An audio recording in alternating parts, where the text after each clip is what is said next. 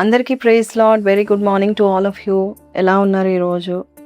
ప్రతి చీటికి మాటికి భయపడుతూ వాళ్ళు మంత్రాలు చేస్తున్నారని, లేక వీళ్ళు కీడు చేస్తారని, భవిష్యత్ బాగోదని, ఏదో శాపం మమ్మల్ని వెంటాడుతుందని, లేక మాకు ఏ మంచి జరగదు అని నిశ్చయంకి వచ్చేసారా?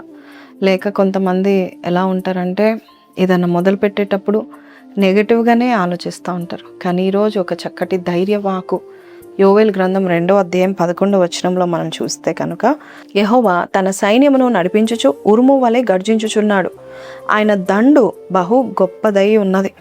ఈరోజు ఈ మాటలు వింటున్న మీ జీవితాల్లో కూడా కొన్నిసార్లు మనం అనుకుంటాము మనకి వ్యతిరేకంగా వస్తున్న పోరాటాలు చాలా బలమైనది అనుకుంటూ ఉంటాం.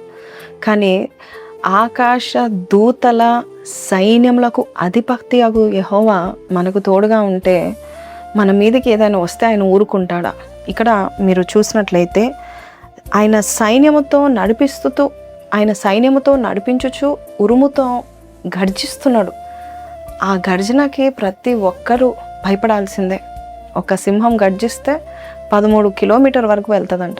మరి మన సైన్యములకు అధిపతి యెహోవా ఆకాశం నుండి ఉరుముతే గర్జిస్తే ఎక్కడుంటాం? నీ పక్షంలో యుద్ధం చేసే దేవుడు నీకున్నాడు. ఏ విషయంలో భయపడకు. ఇంకోటి చెప్పాలా, ఆయన దండు బహు గొప్పదని వాక్యం సెలవిస్తుంది. ఆయన సైన్యం, ఆయనతో ఉన్నవారు చాలా గొప్ప మంది. మీకు తెలుసా మన ఇండియా దేశంలో సైన్యం ఎంతమంది తెలుసా అండి? 1,45,00,000 సైన్యం. అంటే 1,45,00,000 మంది సైన్యంలో ఉంటారంట. కానీ అన్నిటికంటే పెద్ద సైన్యం ఎవరిది తెలుసా? చైనా వాళ్ళది. వారికి 2,19,00,000 సైన్య వ్యూహం ఉంటుంది. So their army so big in all the nations. అంతమంది ఉంటారంట. మరి ఇంతకంటే కూడా మన దేవుని యొక్క దండు చాలా గొప్పదని, భూమి మీద ఉన్న ప్రజల కంటే కోట్లాది దూతల సైన్యంతో దేవుడు వస్తూ ఉంటున్నాడు. భూమి మీద 8.4 బిలియన్ మంది ఉంటే అంతకంటే డబుల్ దేవదూతలు ఉన్నారంట. సో ప్రతి ఒక్కరికి ఇద్దరిద్దరు దేవదూతల్ని దేవుడు నియమించగలడు. అంతేకాదు ఒక్కొక్క మనిషి దగ్గర కూడా 12,000 దేవదూతలని దేవుడు నియమించగలుగుతాడు. అందుకే యేసయ్య తన ఆఖరి దినాల్లో కూడా నేను ప్రార్థిస్తే, నా తండ్రిని నేను వేడుకుంటే 12 వ్యూహ సేన దేవదూతల సైన్యం వస్తుందని దేవుడు చెప్పాడు. నిజమే. నీవు నిజంగా ధైర్యంగా ఉండడానికి ఈరోజు ఈ మాటలను నీకు వినిపింపజేస్తూ ఉంటున్నాడు. He wants you to listen. Don't fear anything. నీ జీవితంలో ఏదైతే నువ్వు ఏది ఎక్కువ భయపడుతున్నావో అది ఏమీ చేయలేదు.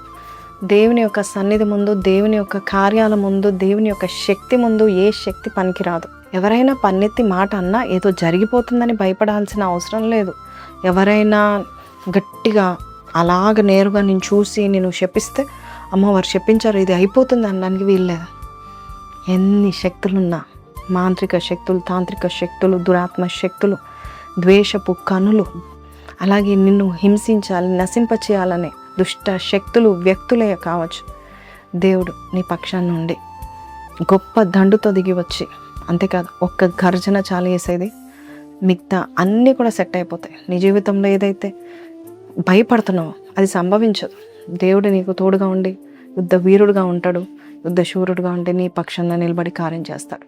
నమ్ముతున్నావైతే నాతో కలిసి ప్రార్థన ఏకీభవించండి. పరిశుద్ధ మహోన్నతుడు తండ్రి, మనుషులు ఎంతమంది వ్యతిరేకించిన దురాత్మ శక్తులు, దుష్ట శక్తులు నా వెంట అయ్యా పొంచి ఉండి నన్ను వెంటాడినా, నన్ను నాశనం చేయాలని వెంటాడినా, ఈరోజు నాయన నీవు మాతో మాట్లాడిన విధానం బట్టి నీకు వందనాలు.